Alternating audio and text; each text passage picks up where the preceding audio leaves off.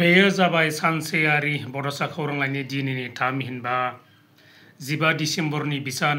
दिनैनि बिसाननि थुनलाइयारि आयदायाव सोर सोरनि लिरथिया सेबखांजादों बेखौ फोरमायनो थाखाय आखायाव लानाय जाबाय।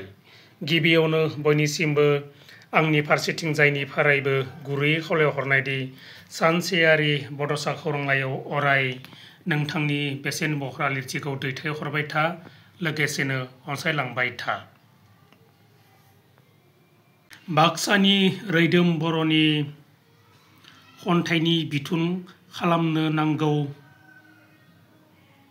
बाक्सानि जोंसार रामसियारिनि नोंनि सावगारि, क'क्राझारनि गलापखुंगुर बसुमतारिनि सन्देह',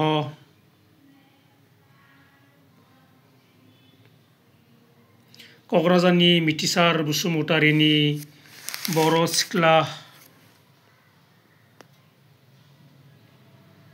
रोमै मसाहारिनि सिमां,